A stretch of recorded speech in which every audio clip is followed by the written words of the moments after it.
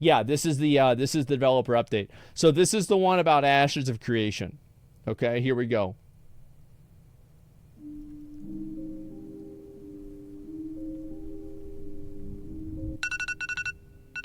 Uh-oh. It's time.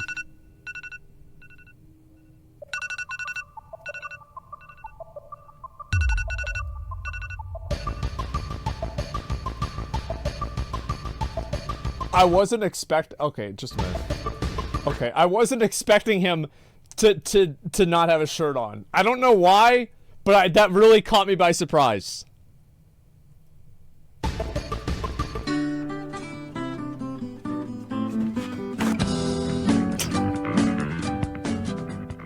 Hey, what up, boys? So this month's live stream was fantastic. Uh-oh.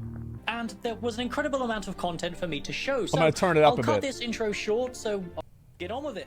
But before we get into that, you'll definitely need to grab yourself a Coca-Cola, because the April live stream featured some insanely detailed explanation of the engineering side of things, some mediocre concept updates, but most importantly, a deep dive into seasonal and moment-to-moment gameplay events that help dynamically breathe life into this highly anticipated MMO. Coca-Cola, and I'm excited to break all of this down for you today. Now, with all that bollocks out of the way, let's begin, shall we? I like how this guy is such a fucking fiend, he doesn't even have sponsors. Like, imagine how many more pizza boxes he'd be able to fill if before he said, before we do that, before we got a raid from our, you know, a word from our sponsors, Raid Shadow Legends. I mean, come on. Actual headphone den? As always, the live stream began with the usual studio updates and reminders, starting with the comments spotlight, dev discussion, and cosmetic swap over. But reminders were glossed over quite quickly this month to make way for some exciting studio updates by Steven. This month was far more jam-packed with information than usual. It appears Intrepid have hired an additional 23 people, all passionate about MMORPGs since the— That's a lot of fucking people, like 23 people, Valheim. Like, I can't listen to that music and not hear the sound of the meat cooking on this fire. Like, I want to hear that sound in my head whenever I'm listening to it, man. And, yeah.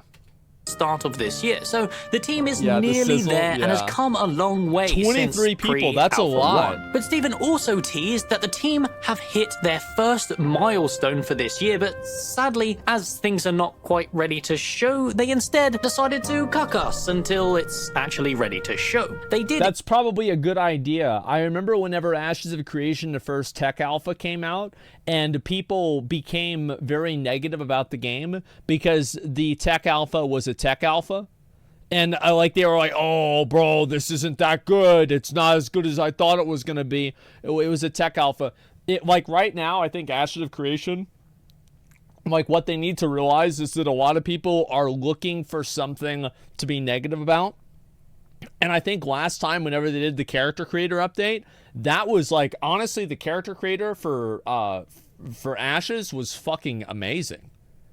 It was really, really good. Like, I thought it was incredible. So, like, wait until you have something that's really good. That way you can keep people's excitement up. And I think also that's going to be a big positive for the game, because that's going to get more people to donate, right? Because if they see something, like, first impressions matter a lot. They see something that's not that good, they might not want to donate to the game or support the game. And like, that's what it is. People don't know what it's a work in progress, so it's better they don't show it. Yeah, and it sucks that's the case, but there are just some things that you just have to ensure us, however, that it is finished and will be shown soon. Steven then jumped straight into the engineering segment, where he explained that the node layout tool is well underway to completion. This tool changes the way the node layouts work, involving their semi-procedurally generated nature, but Steven emphasized the importance of nodes remaining somewhat recognizable. Economic and scientific nodes, no matter what race builds them up, they will remain similar with each other, so people don't seem like they're lost. This was quite a serious concern of mine, and I'm glad to see that they are looking to address this. I think there's going to be a lot of things like that sound like really cool ideas, and this is a problem that, like, WoW has had many times, is like, you think about like war fronts, okay? Here's how I imagine war fronts came to pass, is that there were a bunch of guys with gray hair, and they were sitting in a room on like stools looking at each other in a circle, and they were like, yeah, bro, so like, we're gonna have it where like it's like in Warcraft 2, where you make like a fucking, a big character, Depp 1, Johnny Depp 1, like, is that really true? Amber Heard Lost? Is that really real? Is that actually true? Like, wait a second, like, that no, it's not true? What are y'all saying that for then? You guys got me excited for nothing. What are you doing? Yeah, its case is still ongoing. I don't know. Like, I'll look at some of the highlights after this, okay? Like, yeah, I know I gotta watch it. I just have been doing this, right? But, like, it's so important, as I said, like, you just have to make sure that you get that stuff tested, because for every bit of advice and idea that you have, it's never gonna survive the average person playing it. Finally, the topography of nodes is also being implemented into this tool, so I'm excited to see when node-related information finally gets rolled out to us. For now, though, there isn't really much solid information I can garner out of this small node discussion, so let's just move on. Okay. AI was also a hot topic during the engineering segment, involving how the AI reacts to us as players. Again, not too much detail to elaborate on here, but Steven did tease the progress that they've made on the combat front as well, briefly discussing the assassin class with the newly implemented daggers. So I suspect within the coming couple of months, the classes will begin getting rolled out, showing off all weapons and archetypes that were missing from Alpha 1. Before moving on, they did... I think what they need to have is, so they need to have like a great sword. And what I mean by that is like a really big sword that you have to use with like two hands. And like you just fucking like hit things with it, right? Like that's what we're looking for, guys. Like, yeah, the gut sword, exactly. Yep, there it is. Discuss how their current tools are being finalized to finally show off the combat at its core. Steven did elaborate further on why combat is not being shown yet. You see, when the current iteration of their combat does finally get shown to the public, this information, because it's so important for an MMO, it will spread like wildfire. People outside this little niche community simply do not take early development into consideration when looking at any MMO systems or mechanics, and it will get judged pretty harshly. As it's like, you could say it's a beta, but like, bro, this is not ready for release. This sucks. It's not ready at all. This game's awful. Look at it, it's not finished. The game's not finished. Oh, here's the alpha. Oh, wow, look at this shit. It's not even finished, guys. This game sucks. It's just how people do. Even as shown in the past, first impressions means a hell of a lot for this project. That's all there Our is next to it. subject on the engineering side of development, they spoke about vehicle physics and buoyancy for boats, whilst elaborating on crafting and gathering mechanics, which sounds great, but ultimately, what was discussed is just a prototype and will be tested in Alpha 2, so I won't waste much more time talking about that. Finally, to cap off this engineering segment, Steven gave us an update on the strides they have made on end-game node mechanics and the networking side of the game, helping them handle their bold attempt at 500 versus 500 sieges, which will involve the as-aforementioned relics and node superpowers. All in all, like, that's what I'm excited about, is that those big sieges, that shit, because like it's one of the things, like, whenever you have a stream, right? No way, let's say it's 200. But like, that's one thing that, like, in classic WoW, I think that, like, I'll always remember that whenever we had like these like massive groups of people that would get together and do crazy shit like that. That was fucking cool. And that's what I hope Ashes does really well. Is that going to work? No, it'll work for sure, guys. Don't worry about it. And I think this is exactly what we wanted when we said we wanted more details on all the intricate development systems. As always, I highly recommend you go watch the full VOD, because I simply cannot do this segment justice in the couple of minutes I'm allocating for it. So thank you for that, Intrepid. Please keep it up.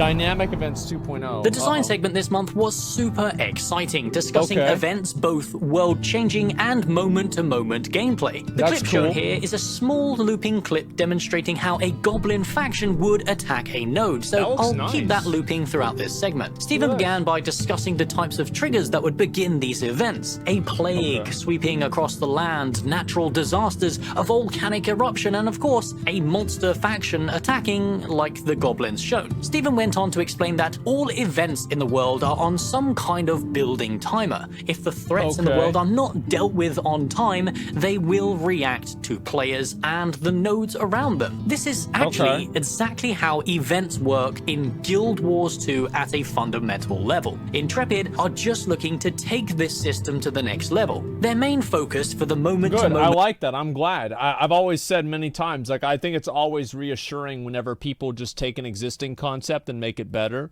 rather than try to completely do something new. I always get very nervous whenever people try to do something completely new. Gameplay events are how the creatures will react to nodes, focusing on one particular building that will be a major focus for that event's storyline. This also involves NPCs that are out of direct contact and could influence the outcome of these events. Steven then went on to discuss how these events would get notified to the player. In all MMOs that have attempted systems like this, notifications have always been somewhat immersion breaking. I wouldn't say it's a problem per se, but it certainly doesn't help immersion when you have a giant notification being shown in the middle of your screen like we have in Guild Wars 2 or even had in Arcade. Intrepid are looking to use more visual and sound clues in the actual world to help people find these events, like a horn or something like that, a blizzard sweeping across the land, or the sound of falling trees. But I suspect all of this will be subject to feedback during Alpha 2. Personally, I think it's more important for players to actually know about these events than it is to create an immersive atmosphere. The modern MMO player... I agree with that too. It's like, yeah, it's nice that there's immersion, but I think it's just more important that people know that things are happening. Yeah, you know, and like also you could always have like just make sure there's a channel that people can talk in and they can just announce whenever it's going to happen. Like immersion, in my opinion, is very important, but if immersion ever makes the game worse, then immersion is, in my opinion, pretty much always, I mean, I never want to say always, but like is in almost all cases inferior to game feel and game design. Player base, they're not like the actual smartest playability. Of people. I'm not too sure visual clues in game will be enough for them to rally around events. Yeah. They also touched briefly on the seasonal events that we see in our currently I don't know about that. Like, for example, let's say you're getting attacked by like a gigantic demon, and like the entire sky all around the area turns dark, and there's like you look up and there's like a red blood moon. I feel like that is enough of like an indicator, holy shit, it's going down. You know, like it's happening right now. So you can do it. It's just that it's hard. Yeah, it's the eclipse, right? And that's what it would be. Like, that would be perfect, right? Yeah, Tukey where? Where's Tukey? Where's Tukey? Exactly. MMOs, Christmas, Halloween, Valentine's, etc., etc. And the team are looking to implement this into Ashes of Creation, but they want to make sure that all these events fit into the lore and the world of Vera. This is also something that Guild Wars 2 does extremely well, having a lot of detailed lore related to all seasonal events, so I hope they have been looking to what ArenaNet have built for inspiration here. Finally, Steven touched on how these events and the content around them scale. If the world detects that a certain event has been cleared successfully, higher level mobs and additional content will spawn. This is governed by what they call stages. All events are broken into 5 stages. Without going into too much details and boring your cock off, it's basically a cooldown and level-based system that triggers off of each other. Just think of it like Guild Wars 2's Dynamic Events 2.0, but within a fully open world governed by the player decisions and PvP. They just opened up a forum about all of this for feedback and discussion, and I will link that for you to take part down in the description below. Dude, I really want to have the opportunity to just play the game and see what this is like. Like, I'm excited about this game coming out a lot, and I just really hope that it's going to be good. I want to try it and now it's time for my favorite segment, the concept art. Yeah, that's They start off, badass. as always, with the environment, showing off additional progress to how the Pyre architecture look. The main focus for the Pyre is how they want their buildings and nodes to genuinely look like they are part of the land, and how they look naturally grown. I really like sounds this. like an amazing direction to take this race, and although the Pyre do follow some similarities between the Sylvari in Guild Wars 2, I personally think ArenaNet failed to capture that natural look. I'm rooting for Intrepid to see if they can really design a race that genuinely look one with nature. Next we got... I think that's really cool. I like that a lot, and it reminds me a lot of, you know, like how they have the Mokoko village in Lost Ark, and it's like, it's built out of like a tree and everything. I like that aesthetic a lot. I think it's very interesting, and it's kind of like,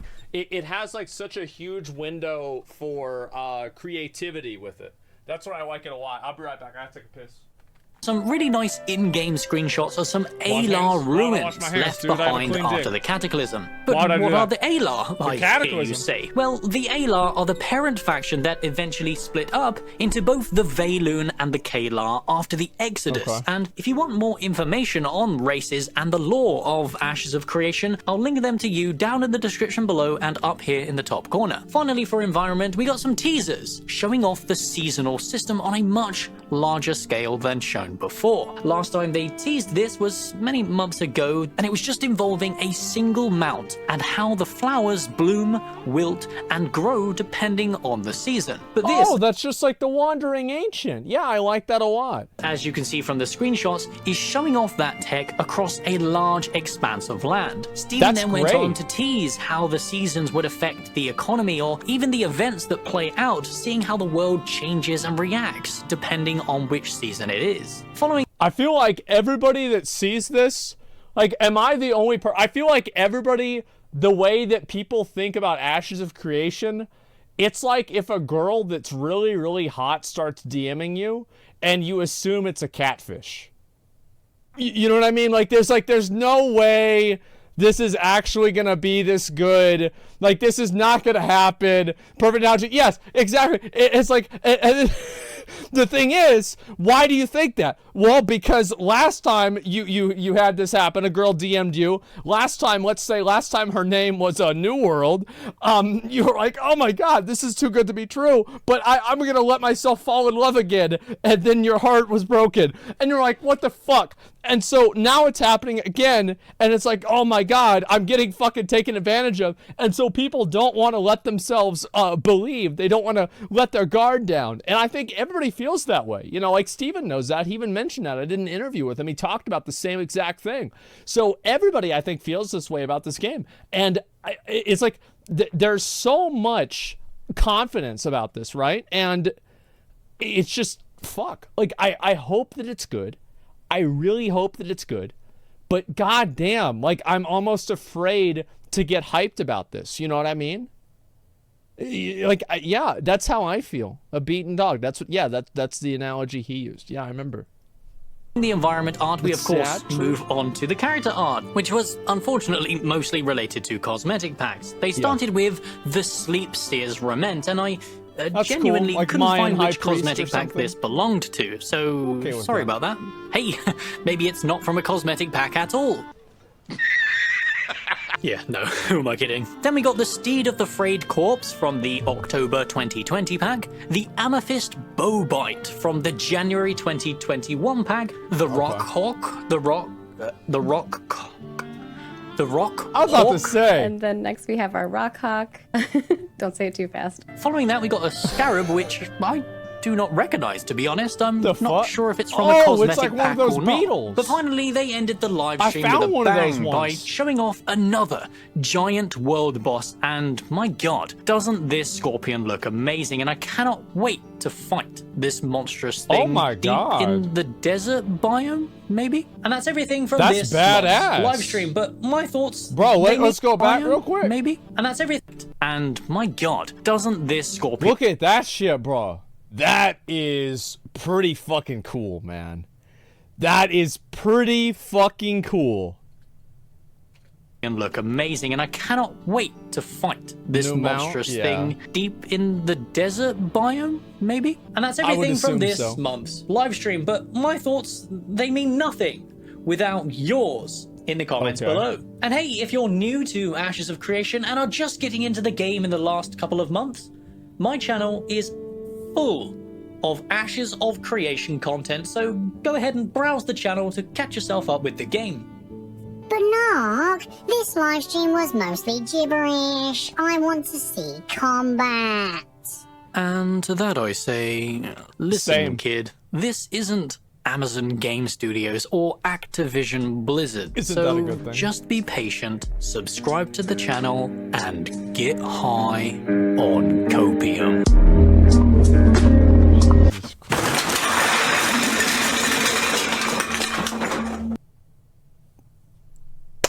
All right. Sounds good to me. Yeah, that's honestly, what a great LSD, video. Cocaine, and ecstasy are now just a click. Wait a second. Wait a second. I didn't mean to do that. I swear to God, I didn't know what the fuck that was. Okay, look, I feel like the game obviously looks really fucking promising. It does. I like it. Obviously does. Like this stuff, like combat. You want to know why they're probably not showing combat? Is because the combat in the alpha wasn't really that great. And they're probably trying to make it better, and they don't want to show people the combat again without having a test that actually looks very promising. I think that's it. I think this is a good video. I mean, it's funny. It's got the little transitions. It's great, man. I like that a lot. There you go. If you guys want to give Narc a little bit of a like and everything like that, I've watched a lot of his videos before, and I think they're actually pretty fucking good. I do.